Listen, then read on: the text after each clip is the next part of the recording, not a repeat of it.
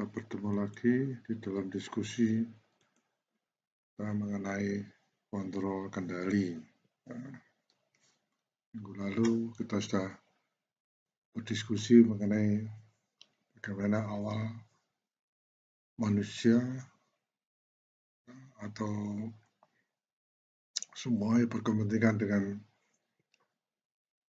penyederhanaan, baik efisiensi, efektivitas, dan waktu membutuhkan yang disebut dengan kontrol kendali. Ya. Beberapa negara maju bermimpi, ini sebenarnya maksudnya berimajinasi ya, tentang senjata anti pesawat yang berhasil menembak jatuh pesawat. Jadi belum ya, jadi artinya mereka membayangkan mana caranya ya menembak pesawat yang sedang bergerak, gitu ya. Dan pergerakan di udara pada waktu itu dianggap sudah kecepatan yang tinggi, sehingga mereka harus menghitung bagaimana caranya menembakkan proyektil peluru ya, supaya bisa menembak pesawat. Ya. Situasi yang digambarkan adalah setelah 3 atau 4 tembakan, salah satu tembakan harus masuk pada target. Nah, ini artinya sistem coba-coba ya. Pesawat yang bergerak, kemudian peluru yang ditembakkan dari bawah harus bisa mencapai pesawat tersebut. Nah, sehingga ini sedikit berbicara mengenai mungkin ilmunya kinematika ya, atau ilmu gaya, di mana peluru ditembakkan ke depan pesawat gitu ya. Sistem yang dipakai masih sangat sederhana dibandingkan dengan teknologi masa kini.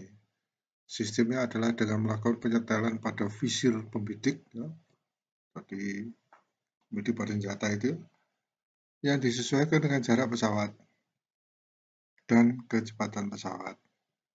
Jadi pesawat bergerak, bagaimana kita memperkirakan kecepatan pesawat tersebut, sehingga pada waktu peluru ditembakkan dari bawah, tepat dia bertemu pada jalur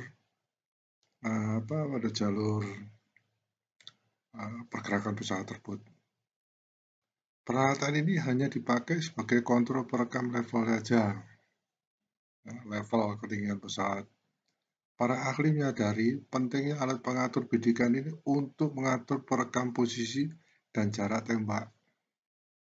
Ya, pesawat pada ketinggian tertentu dengan pergerakan tertentu bisa mendapatkan suatu sudut tembak, ya, sehingga pada waktu peluru ditembakkan bisa tepat mengenai sasaran, yaitu pesawat yang bergerak dan pada jarak tertentu. Nah, apabila pengaturan ini dapat direkam, maka teknologi dapat dipakai untuk mengendalikan senjata anti pesawat. Wah, ini ya, bermimpi, berimajinasi, bagaimana ya? Karena pada waktu itu memang pesawat benar-benar menjadi sesuatu yang menakutkan, ya, tidak bisa diprediksi, ya, menurut mereka pada waktu itu tidak bisa dijangkau, ya, tetapi pesawat ini bisa menjatuhkan bom dan sebagainya. Jadi kita ingat seperti masalah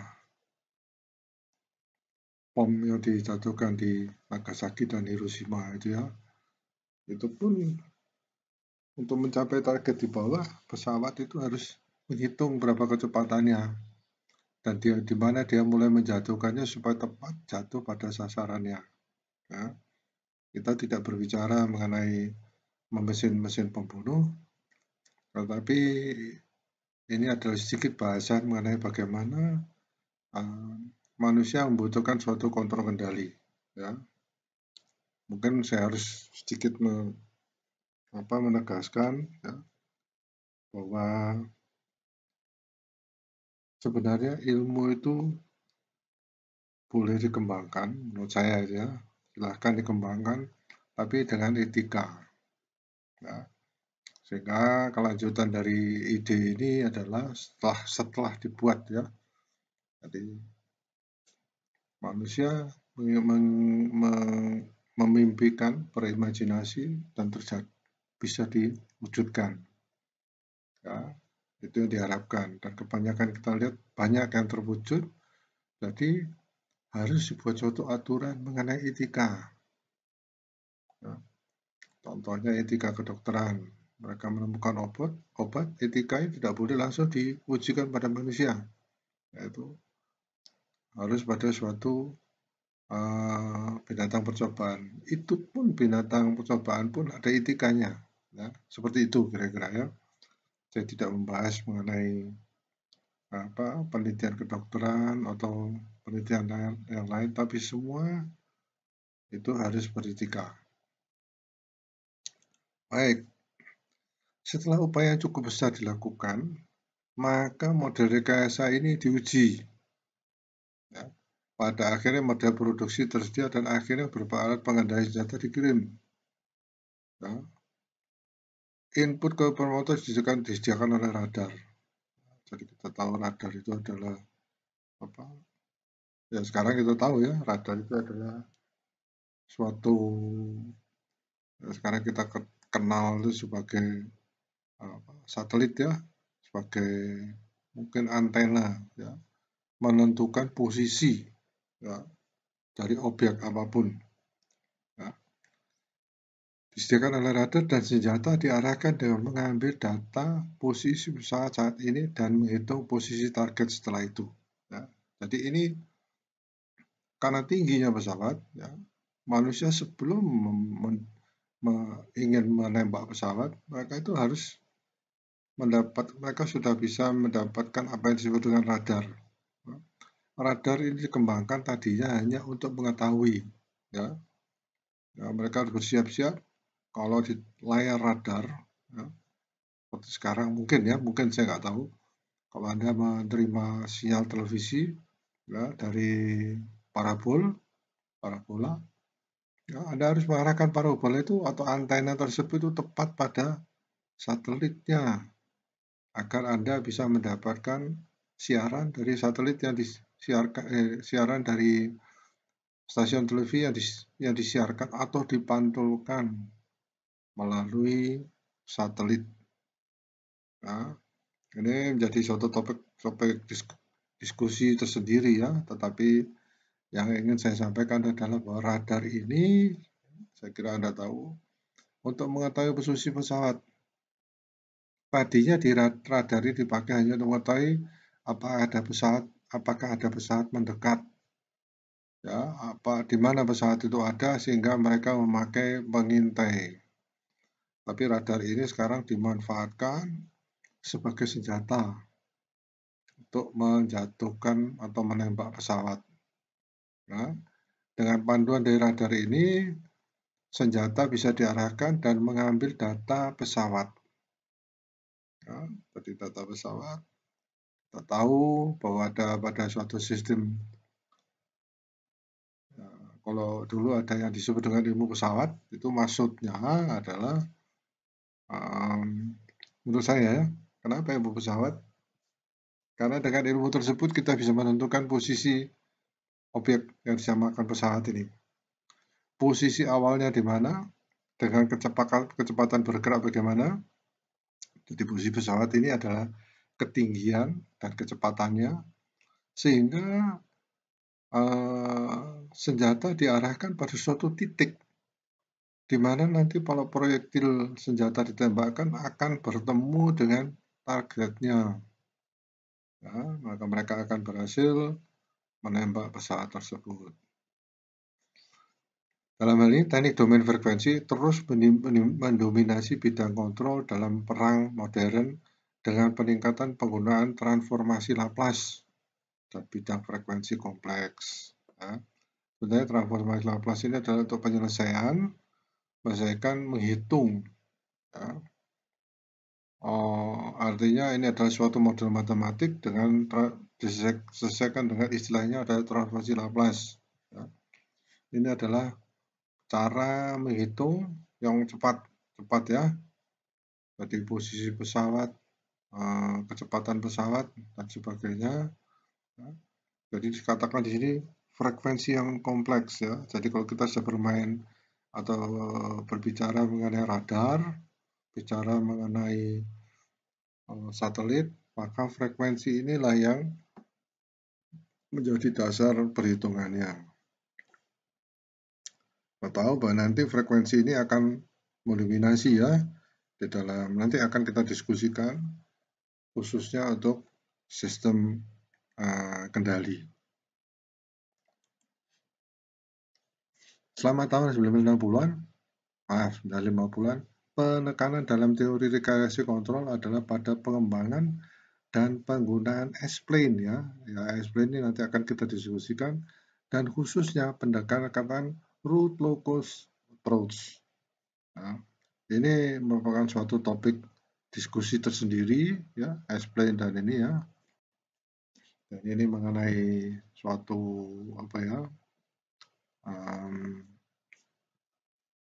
suatu cara untuk menyelesaikan masalah-masalah sistem kendali. Selain itu, tahun 1980-an, penggunaan komputer digital untuk komponen kontrol menjadi rutin.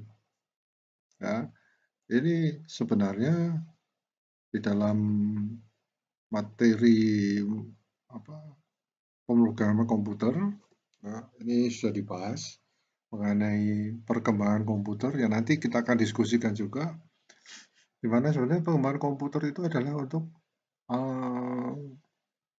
sistem kendali ya. Jadi bagaimana kita memakai komputer tersebut untuk mengukur, ya. Tadi dikatakan mengukur ketinggian pesawat, mengukur kecepatan pesawat, ya.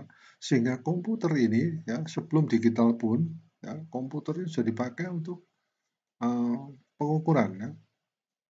Pengukuran temperatur. Sebenarnya pengukuran temperatur itu termasuk sistem pengendalian. Pengukuran aliran fluida, ya. Kemudian pengukuran tekanan fluida dan sebagainya. Ya, tentunya akan dikembangkan sistem kendali ini ke alat pengukuran, ya.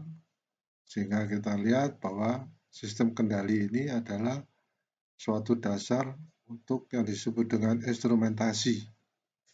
Nah, tentunya kalau kita berdiskusi mengenai hal itu kan berkembang ke ilmu, bermacam-macam ilmu ya, dan memang itu ya. Jadi kalau kita berdiskusi mengenai sistem kendali itu meliputi bermacam-macam atau berbagai-bagai ilmu ya.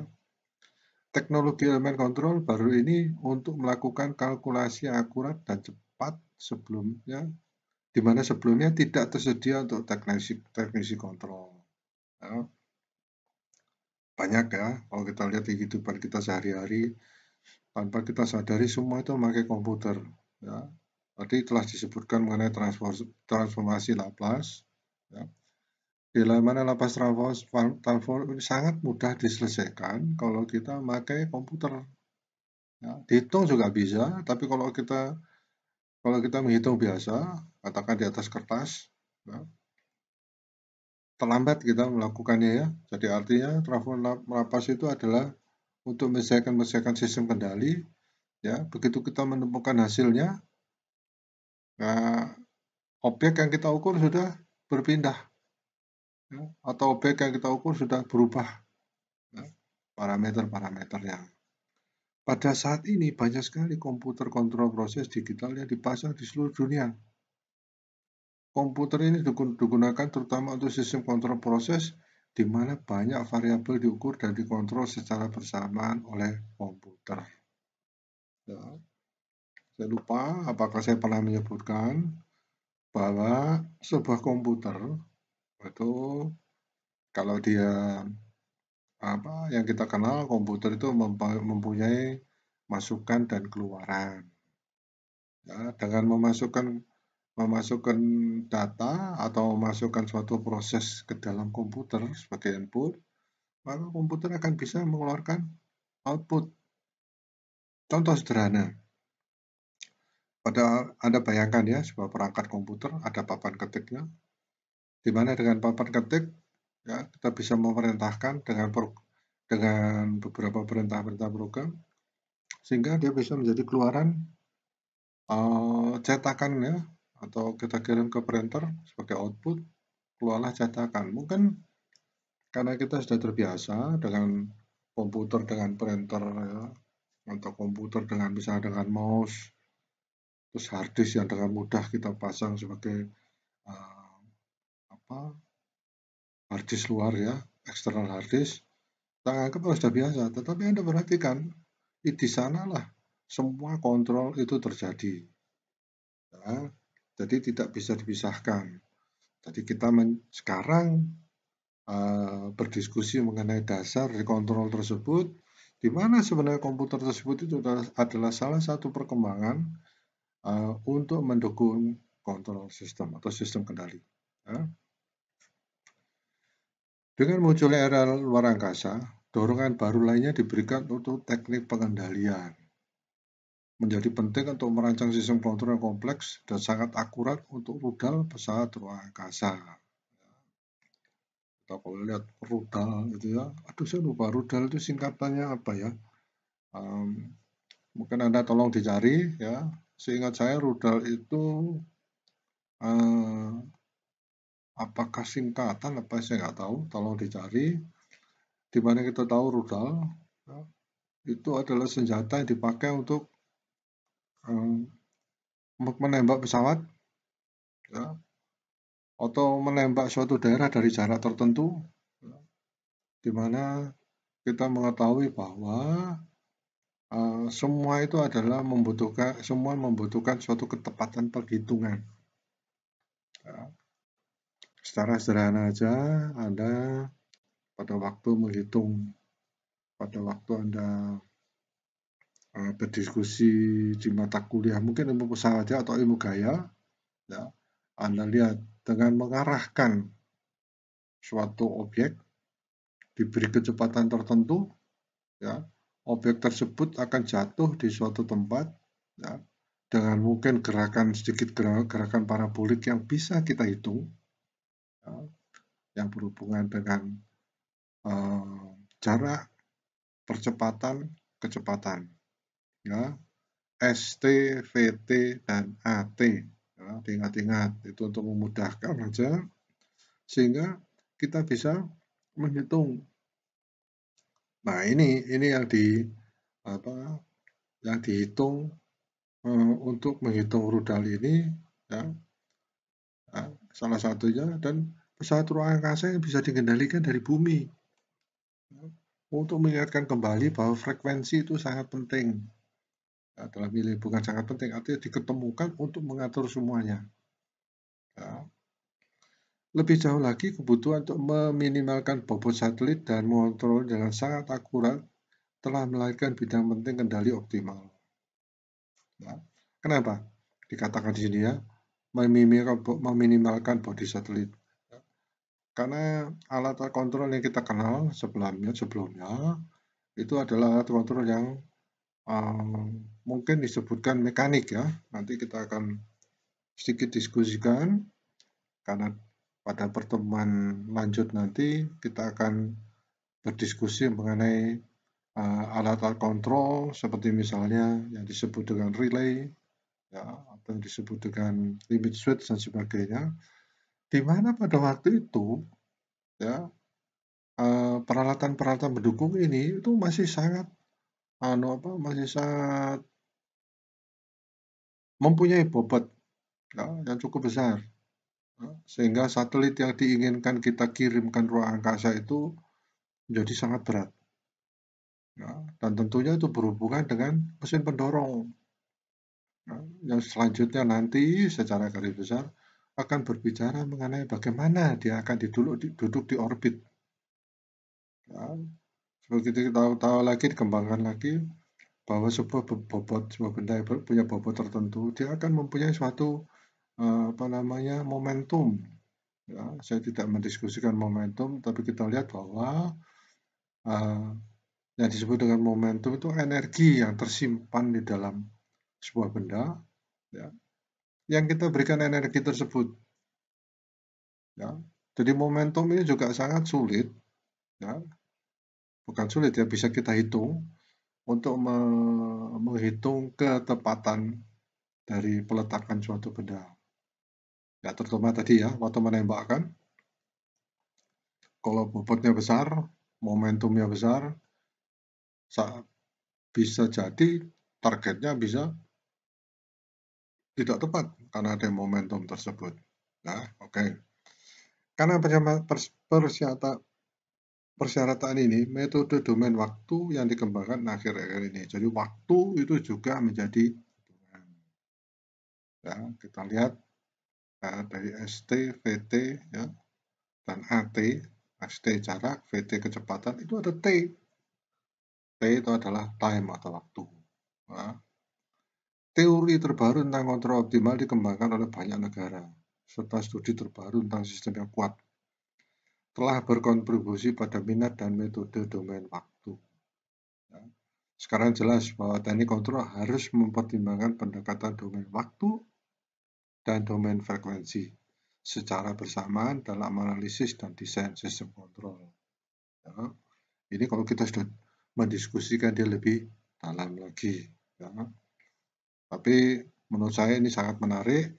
Ya. Itu sebabnya saya ingin menjelaskan, ya, memperkenalkan, ya, introduce what control system is. Ya. Saya berharap bahwa Anda tertarik karena mungkin nanti ilmu ini akan bermanfaat, ya, khususnya untuk diri Anda sendiri atau instansi di mana nanti Anda bekerja.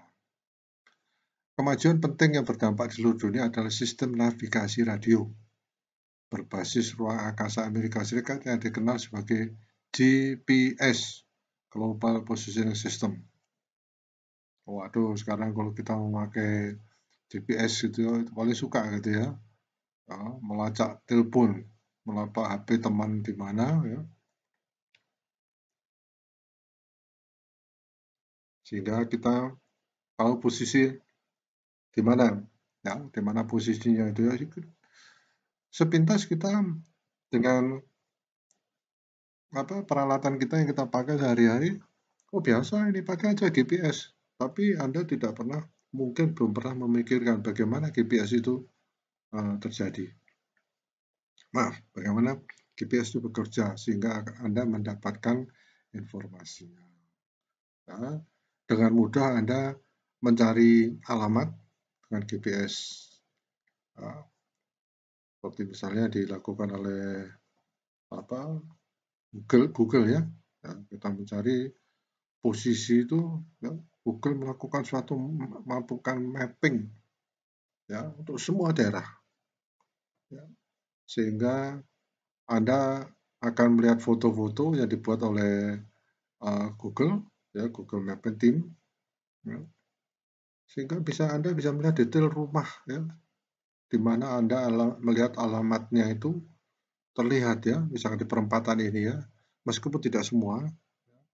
Jadi Google Map itu memberikan objek-objek sehingga pada waktu mungkin, ya, kalau kita mencari alamat, ya, kita bisa melihat, oh ini bentuk rumah yang masuk di dalam Google Map, sehingga kita sudah mendekati daerah di mana daerah yang ingin kita cari, ya. Dan itu tetap sampai sekarang disempurnakan, ya, sehingga mungkin Anda akan melihat apa yang menjadi search Anda, apa yang Anda cari itu menjadi real time. Nah, Anda bisa bayangkan sekarang apa yang disebut dengan saya bisa memantau suatu daerah, ya, atau memantau rumah saya yang saya tinggalkan karena adanya yang disebut dengan CCTV. Nah, itu semua berbicara mengenai frekuensi dengan waktu dan semua parameter yang berhubungan dengan control system. Di masa lalu, berbagai strategi sensor dikembangkan untuk menjaga penjelajah di lautan agar tidak tersesat. Ya, bagaimana kemarin kita sudah diskusikan pesawat bisa berjalan sendiri, bukan berjalan sendiri, artinya dia sudah dikontrol sehingga arahnya tepat, dikontrol sehingga ketinggiannya tepat, ya, ke arah tujuannya. Begitu pula dengan penjelajah ini, artinya kapal-kapal di laut, ya, supaya mereka dulu mereka mengikuti garis pantai dan mereka harus hafal betul pantai-pantai itu pantai apa yang mereka lewati, ya. juga menggunakan kompas menunjukkan arah utara. Ya, ada alat navigasi sextant untuk mengukur sudut bintang, bulan, dan matahari di atas cakrawala. Ya, kita ingat bahwa banyak ahli bintang itu memperhatikan posisi itu dengan melihat bentuk susunan bintang. Ya, saya lupa namanya ya. Tapi mereka akan melihat, oh ini ada bintang salib selatan ya, ini berarti kita di posisi mana dan sebagainya. Ya. Ada yang disebut dengan Orion. Orion itu adalah, nah itu mereka-mereka yang biasa menjelajah di lautan. Ya. Jadi ini untuk kata penjajah ini ada kapal-kapal berlayar di lautan. Para penjajah awal dapat memperkirakan garis lintas secara akurat. Jadi pertama kali akurat, tetapi tidak dapat memperkirakan garis bujur. Ya.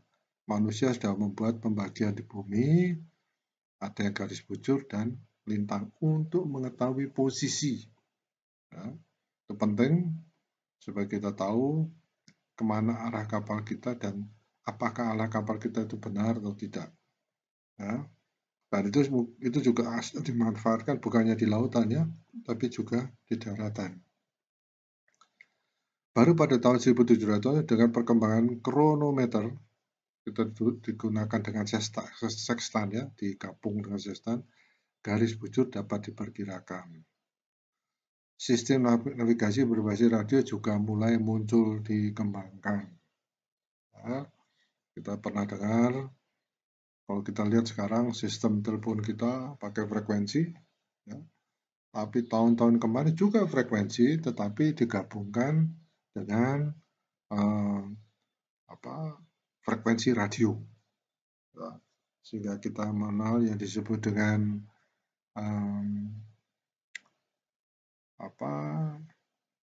komunikasi yang mempunyai jadi mempunyai anten sendiri ya, tanpa sekarang kan kita harus pakai BTS, pada waktu itu tidak ya, yang disebut dengan HT ya, hand transceiver itu transmit mengirim, dan receiver itu ada receiving ya, di tangan kita seperti telepon yang sekarang kita pegang, tetapi yang dipakai adalah frekuensi radio sehingga berbicaranya harus bergantian. Ya, kalau saya berbicara, di sana harus mendengar. Ya, kalau dua-duanya berbicara, tidak akan bisa tidak akan bisa terdengar. Ya. Selesai saya bicara, ya saya tekan on-nya untuk transmit. Ya. Mereka di sana melepas untuk mendengar. Kemudian yang di sebelah sana mau bicara, mereka tekan transmit. Ya. Seperti itu. Ya. Jadi searah ya. Sekarang telepon kita bisa berbicara, mungkin kita bisa menginterupsi ya. Itu adalah sistemnya sedikit berbeda. Sama-sama frekuensi, tapi yang HT ini, hand transceiver ini adalah sistem frekuensi radio. Dengan munculnya satelit di area luar angkasa, sinyal radio dari satelit dapat digunakan untuk navigasi di darat dengan mengamati pergeseran Doppler. Ya, sinyal Doppler ya, radio yang diterima. Nah, ini hanya untuk informasi aja. Kalau Anda mau mencari informasinya, Anda silakan Anda browsing ya. Anda lihat apa yang disebut dengan Doppler sinyal radio ya, atau Doppler radio signal. Penelitian dan pengembangan memuncak dengan banyak satelit navigasi ya, yang memecahkan masalah mendasar yang dihadapi penjelajah dengan menyediakan data yang dapat diandalkan untuk menentukan lokasi. Ya. Anda bisa mencari alamat dengan hanya menekan atau mengetikkan di HP Anda. Ya, saya ingin mencari daerah ini, langsung GPS mencari. Ya. Ada petanya, ya, posisi di mana di peta, posisi di mana daerah yang akan Anda tuju itu terlihat. Bahkan mereka memberikan suatu data bagaimana Anda bisa sampai di tempat tersebut. ada petanya, ya, meskipun belum akurat ya. Saya pernah mengikuti GPS ini menuju suatu tempat, ternyata saya masuk ke pemakaman ya. Jadi artinya salah itu ya.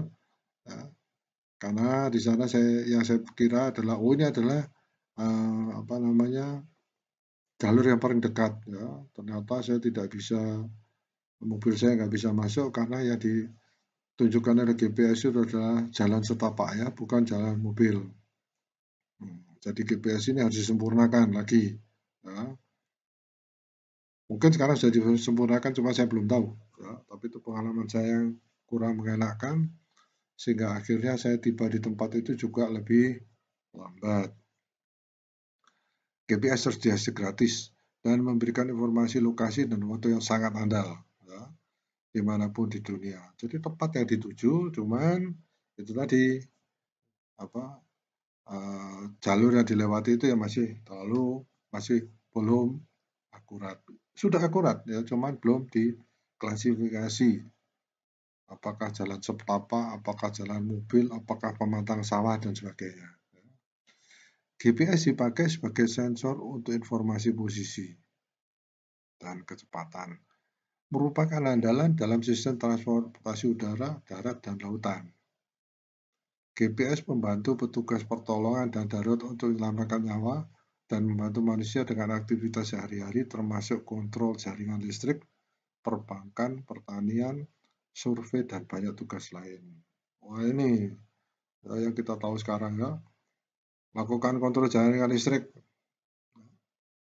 Bagaimana kita, ini khusus ya, nanti kita apa ya, saya tidak mendiskusikan mengenai interkoneksi ya, tapi ini maksudnya adalah untuk melakukan suatu pengendalian jarak jauh ya. Dulu disebut dengan indraja, pengendaraan jarak jauh, ya, di mana kita bisa mengontrol suatu tempat, dalam hal ini jaringan listrik, dari suatu tempat yang lain, ya, remote ya, atau remote control.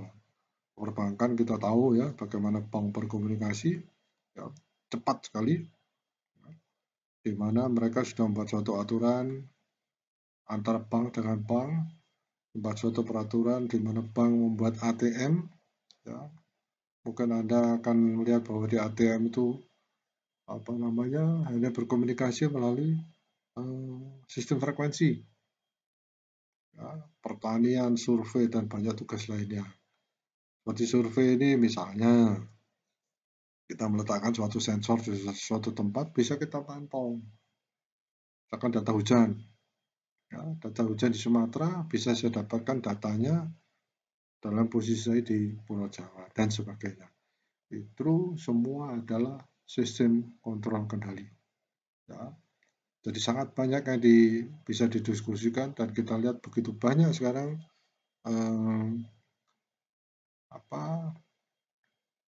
perangkat-perangkat yang mendukung, ya, mikroprosesor, ya, yang tadinya itu hanya mikroprosesor berdiri sendiri, sekarang sudah menjadi perangkat. Ya. Kita melihat beberapa perusahaan mengeluarkan perangkat prosesor atau mungkin dikatakan komputer yang minimal, ya, minimized, ya, sehingga kita bisa melakukan suatu membuat sebuah sistem kendali. Ya. Baik, kita lihat dari sejarahnya bagaimana manusia mengejar sistem kontrol kendali ini mulai saat-saat yang lalu. Ya, ini sudah kita bicarakan. Ya. Mereka ingin melakukan suatu efisiensi. Ya. Jadi tentunya seperti contohnya ini mesin uap ya. Bagaimana cara yang ngatur ya mesin uap ini supaya mereka bisa mendapatkan suatu putaran turbin uap yang tetap ya. Karena ini sangat berpengaruh terhadap katakan putaran generator. Ya, kalau mesin uap itu tentu akan menjalankan sebuah turbin uap, ya, di mana putarannya harus tetap tertentu, ya. Karena ini muncul, ya, Karena suatu saat yang disebut dengan turbin uap itu harus menggerakkan sebuah generator listrik. Generator listrik itu putarannya tertentu, tidak boleh kurang, tidak boleh lebih. Kenapa? Nah, sedikit saya singgung di sini, karena dia harus mempunyai frekuensi yang tetap, frekuensi tertentu. Ya, sekali lagi saya tidak mendiskusikan secara mendalam tentang ini, tetapi itulah alasan bahwa mesin uap itu harus diatur putarannya. Ya. Kemudian ini, ya, Eli Whitney tentang pembuatan suku cadang yang dapat dipertukarkan. Ya, ya, sehingga siapapun yang membuat, nah, ini kebetulan saya tidak suka ini ya memunculkan, tetapi di sini kita lihat bahwa supaya apa, suku cadang itu bisa dipakai di mana-mana, artinya siapapun yang membuat bisa dikembangkan, dia membutuhkan suatu sistem kontrol. Ya, kita kenal ini nanti mungkin ya berhubungan dengan yang disebut mesin bubut yang modern ya atau CNC. Ya, kontrol suatu mesin yang dikontrol secara numerik ya. Jadi numerical control. Ya. Jadi kalau mesin bubut kita bisa pakai operator, maka sekarang mesin bubut memakai uh, sistem yang otomatis. Ya, diharapkan bahwa dengan adanya sistem otomatis tersebut dengan mesin CNC itu, ya, computer numerical control, produk yang dihasilkan menjadi uh, produk yang sama, ya, bisa dipertukarkan. Ya. Maxwell merumuskan model matematik untuk kontrol pengatur mesin uap. Ya, jadi nanti kalau kita lihat apa yang dikontrol ya, tadi pertama pasti putaran. Tetapi kita lihat mesin uap itu melibatkan begitu banyak parameter sehingga mesin uap itu bisa bekerja sesuai dengan yang diinginkan. Apa itu? Misalnya, ya, jangan sampai ketel penghasil uap tersebut kekurangan air. Ya. Tadi sulit untuk melakukan kontrol, manusia melihatnya terus memakai peralatan petunjuk mekanik, ya, dan itu sangat berbahaya karena itu bertekanan dan temperatur tinggi. Ya. Sehingga Maxwell ini membuat suatu model matematik.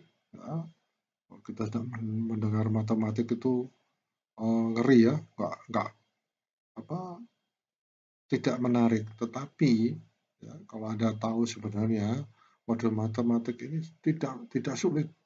Ya, yang penting logika kita untuk memodelkannya. Ya. Karena pemodelan ini sangat dibutuhkan untuk menjadi input atau masukan. Ya, kalau kita membuat suatu program komputer, ya, untuk sistem kendali yang tadi kita sudah bicarakan, ya, memakai komputer, ya, dan sebenarnya kontrol kendali itu adalah sebuah komputer, compute, ya, menghitung. Ya. Nanti akan saya tanyakan apa bedanya compute dan kalkulator. Calculate menghitung, komputer compute menghitung. Apa itu? Gitu ya. Tidak dibahas tapi hanya untuk memberikan bayangan apa maksudnya. Mesin perakiraan mekanis Henry Ford diperkenalkan untuk produksi mesin. Nah, saya kira banyak Anda lihat di televisi ya, bagaimana mesin-mesin mobil tersebut, perakitan mobil itu sudah memakai peralatan yang modern, petelasan memakai robot. Ya, saya masih ingat pada waktu saya praktek di Hammer Motors, ya, pada waktu itu masih menurut saya kalau dibandingkan dengan sekarang masih sangat-sangat kuno ya. Padahal kalau saya melihat alatnya itu sudah canggih sekali ya. Mereka lakukan proses las titik gitu ya, meskipun masih diarahkan oleh manusia. Nah, tapi sekarang sudah dilakukan oleh robot. Black memahami penguatan umpan balik negatif, ya, dan Bode menganalisis penguatan umpan balik. Ya. Jadi ini nanti ya, yang didiskusikan pada diagram-diagram kontrol kendali yang mempunyai umpan balik. Ya. Nyquist mengembangkan metode untuk menganalisis stabilitas sistem. Apa ini? Nah, jadi yang seperti tadi ya, ada suatu umpan balik, ya. Temperatur harus tetap. Ya. Jadi alat kontrolnya akan mematikan pemanas kalau temperatur sudah tinggi dan akan menyalakan pemanas itu kembali kalau temperatur sudah turun pada suatu titik tertentu. Itu garis besarnya. Pembuatan senjata pesawat pertama dengan kontrol aktif. Ini mungkin dikembangkan lagi banyak ya. Ini anti pesawat ini yang memakai sistem mungkin inframerah ya, atau memakai GPS dan sebagainya. Tidak dibahas secara detail, tetapi ini semua adalah pengembangan bagaimana kontrol sistem ini dikejar oleh manusia untuk kepentingan teknologi. NC, Numerical Control, dikembangkan oleh Massachusetts Institute of Technology, MIT, ya, untuk mengontrol sumbu perkakas mesin. Nah, tadi saya sebutkan ya, NC, Numerical Control, jadi Computer Numerical Control, mesin bubut ya, tadi yang saya sebutkan, ya, untuk melakukan suatu pekerjaan yang mungkin dikatakan lebih akurat. George Eiffel mengembangkan transfer artikel terprogram yang dianggap sebagai desain robot industri pertama. Nah, kita lihat, ini sudah kita lihat semuanya ya, kita sudah lihat semuanya, tetapi yang saya ingin tunjukkan adalah bagaimana dia perkembangannya ya. Sputnik meluncurkan era ruang angkasa yang memimpin pada waktunya ya, ke miniaturisasi komputer dengan kemajuan dalam teori kontrol otomatis. Nah, ini dalam diskusi pemrograman komputer sudah didiskusikan ya. Komputer yang pertama itu cukup besar ya, ruangan yang dipakai cukup besar karena komputer tersebut mengkombinasikan antara sistem listrik dan mekanik. Ya, menjadi ruangan besar. Ya, yang saya pernah lihat itu adalah 4 meter kali 4 meter. Itu di kantor, salah satu kantor di Surabaya, ya. Sehingga saya sama sekali tidak berminat. Ya, karena itu adalah, kalau saya boleh katakan, adalah sistem kontrol kendali yang pertama untuk komputer. Jadi data dimasukkan dengan pakai yang disebut dengan punch card, kartu yang dilubang-lubangi agar komputer bisa menghitung. Ya. Menurut saya itu sangat rumit ya. Nah, ternyata setelah saya lihat bahwa memprogram dengan bahasa pemrograman basic, Laplace dan sebagainya memang rumit, ya. Tetapi logikanya sebenarnya sederhana. Nah, lanjut, robot Unimate pertama diperkenalkan berdasarkan desain default. Unimate dipasang pada tahun 61 untuk merawat mesin die casting. Nah, tapi sebenarnya kalau dikatakan robot, ya ini sistem kendali. Ya. Jadi robot ini dianggap sebagai pengganti manusia. Ya. Model variabel keadaan dan kontrol optimal dikembangkan. Ya. Lanjutkan lagi ya, setelah ada robot ini, model ini, ya, variabel keadaan itu misalnya temperatur berapa, kelembapan berapa, tekanan berapa, itu semua dikontrol secara optimal. Tadi maksudnya supaya mendapatkan suatu kinerja mesin yang optimal. Mesin bisa bekerja pada temperatur sekian, pada tekanan sekian, kelembapan sekian. Ya, karena sifat-sifat dari keadaan kondisi di sekitar itu sangat mempengaruhi unjuk kerja permesinan. Desain selanjutnya, desain sistem kendali yang kuat dipelajari secara luas. Jadi semuanya mengejar bagaimana melakukan suatu otomatisasi. Pengenalan komputer pribadi atau PC ya, dan perangkat lunak didesain kontrol secara segera, sesudahnya itu semua melakukan kontrol gitu ya. Kalau kita lihat komputer sekarang itu sudah menjadi ke arah laptop ya. Tapi kalau kita lihat lagi ke minimal system ya, jadi komputer itu seperti dibuat lebih kecil lagi, ya, menjadi suatu sistem seperti contohnya yang dibuat oleh Atmega. Ya. Di sana hanya diberikan suatu sistem kecil, ya, sehingga sistem tersebut bisa dipakai untuk bermacam-macam. Ya. Komputer kita semakin kecil, ya, komputer yang besar tadi yang saya katakan 4x4 ruangan itu sekarang menjadi Anda lihat sebuah laptop yang kecil. Ya, Anda bisa bekerja di sini dan laptop itu bisa digabungkan dengan bermacam-macam perangkat sampai Anda bisa berinternet, Anda bisa berkomunikasi, ya. Anda bisa berbicara seperti Anda melakukan komunikasi visual. Komputer Anda sudah ada kamera dan sebagainya. Perusahaan manufaktur yang berorientasi pada ekspor menekankan otomatisasi. Ekspor ini produknya itu harus efisien, efektif. Kalau tidak melalui otomatisasi, biayanya menjadi lebih tinggi. Kalau tidak melalui otomatisasi, akurasi produk menjadi rendah, dan sebagainya. Kontrol balik banyak digunakan dalam mobil. Ya, sistem yang andal dan kuat dibutuhkan di bidang manufaktur. Ya.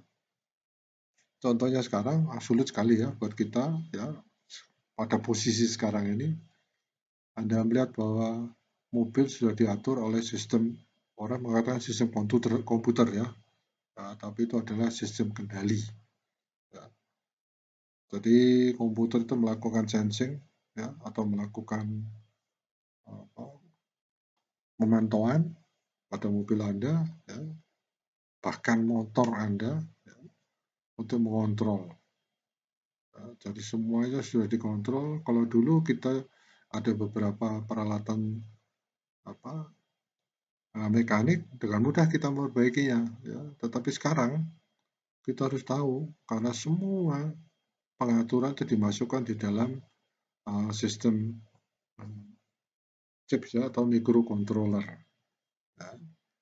GPS beroperasi menyediakan layanan penentuan posisi, navigasi, dan waktu di seluruh dunia. Ya. Saya bisa tahu sekarang temperatur di mana saya berada itu bedanya dengan benua yang lain. Kendaraan penjelajah oto pertama yang dikenal sebagai ini Voyager kayaknya ya. Oh, di Mars ya, saya tidak tahu ya. Namanya ini saya belum pernah tahu. Saya ambil dari nanti pada akhir pertemuan kita saya akan berikan referensi-referensi di mana saya mendapatkan informasi ini. Ya. Tadi di Mars, ya, mudah-mudahan ini saya benar ya. Kendaraan itu bisa berkeliling dikontrol dari bumi. Ya, lagi-lagi frekuensi. Kemajuan dalam mikro dan nano teknologi. Mesin mikro cerdas pertama dikembangkan dan mesin nano yang berfungsi yang sekarang itu dibuat. Ya. Kemudian ada misi Orbital Express melakukan ruang otonomi pertama. Ya, jadi kita lihat diatur angkasa ini ya. Di mana Indonesia bisa meletakkan orbit apa yang bisa dipakai oleh Indonesia untuk meletakkan satelitnya. Ya, negara-negara lain pun mempunyai posisi tertentu. Ya, kita lihat sekarang internet diperkuat di Indonesia supaya kita bisa berkomunikasi dengan mudah antara satu tempat dengan yang lainnya. Ya.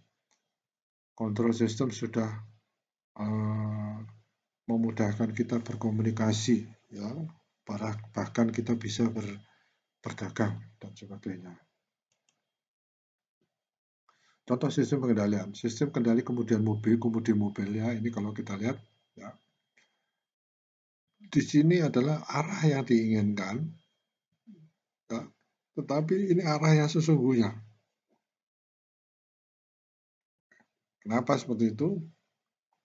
Mungkin gambar ini saya mengambilnya dari, saya lupa referensinya, tapi ada pada akhir pertemuan ini akan saya berikan.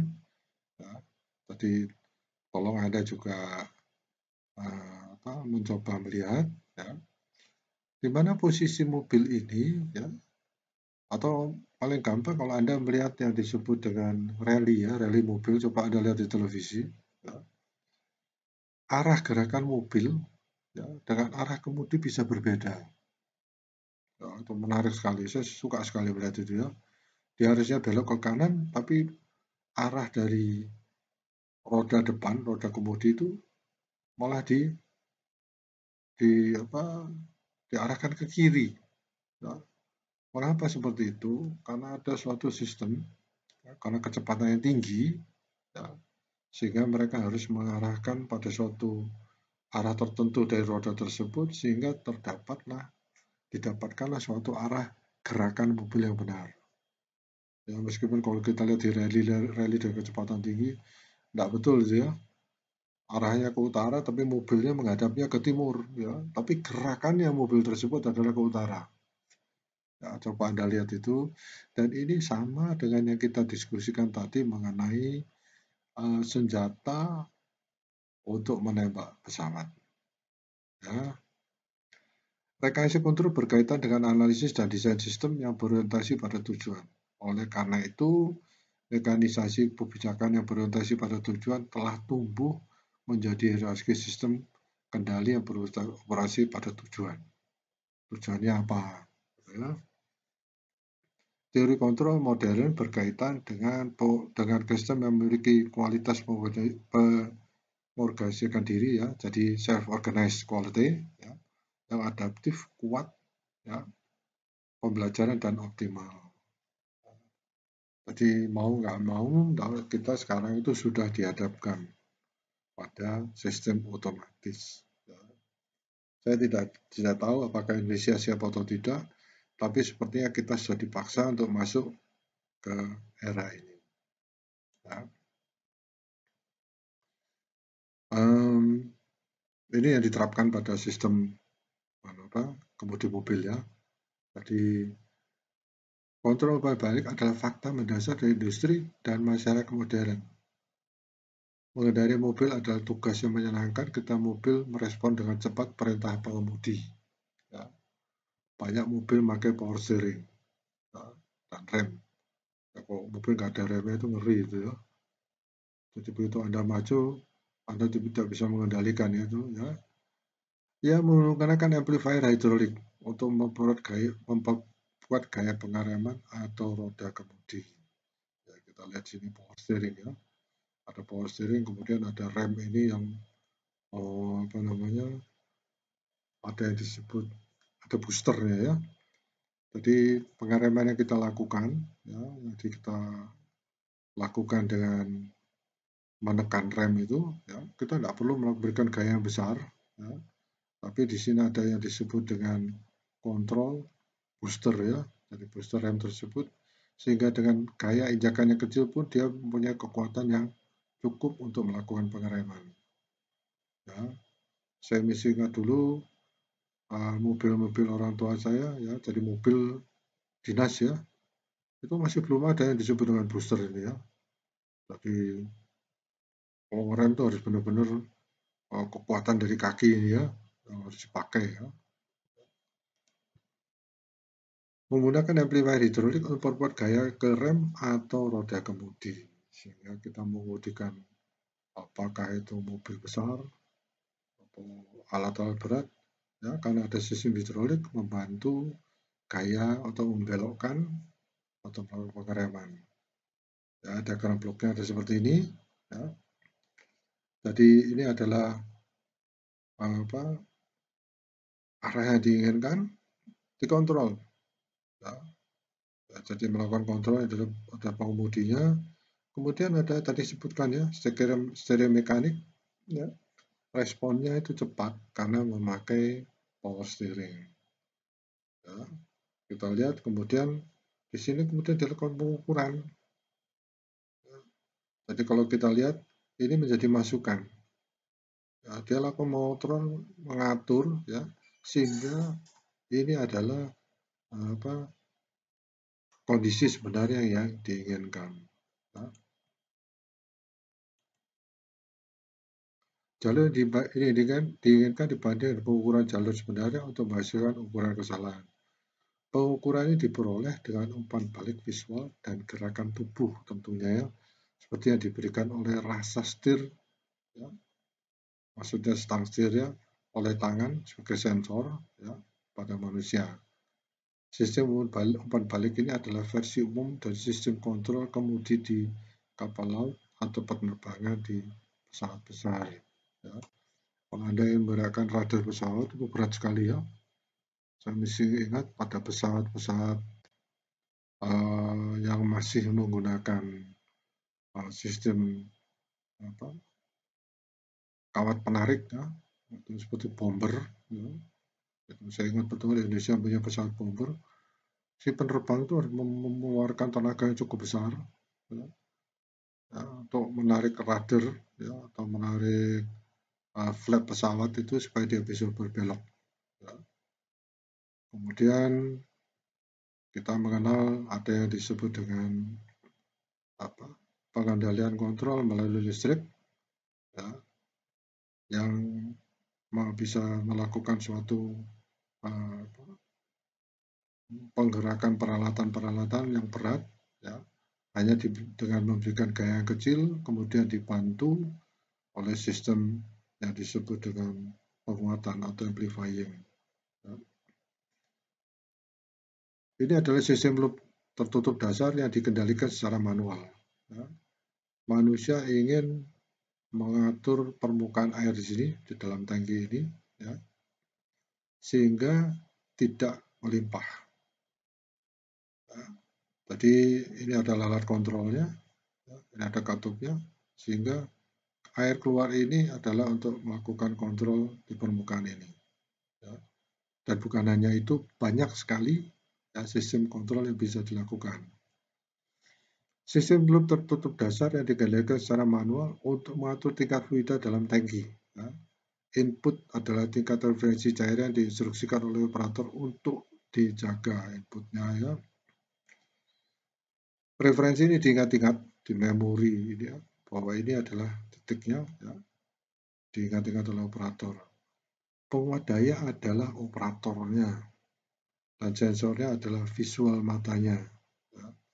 Operator membandingkan level aktual ya, dengan level yang diinginkan dan membuka atau menutup katup ya, aktuator ya, menyesuaikan aliran fluida yang keluar, di sini ya, untuk mempertahankan level yang diinginkan. Nah, ini adalah suatu kontrol sederhana yang akan didiskusikan. Ini adalah asal mula dasar dari kontrol sistem kendali yang manual menjadi yang disebut dengan otomatis.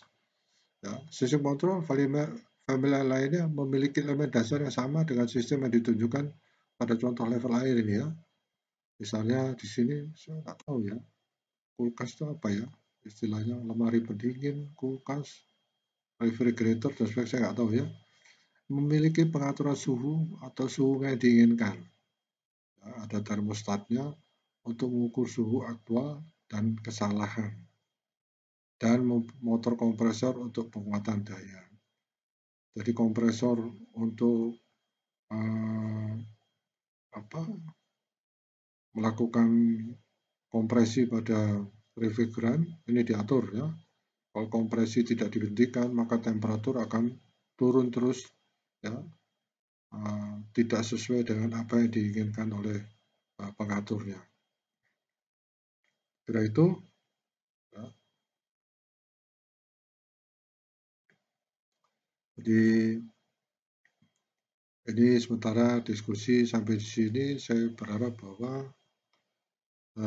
Anda mendapatkan bayangan mengenai sistem kendali secara umum. Ya. Kita akan ketemu lagi di diskusi selanjutnya.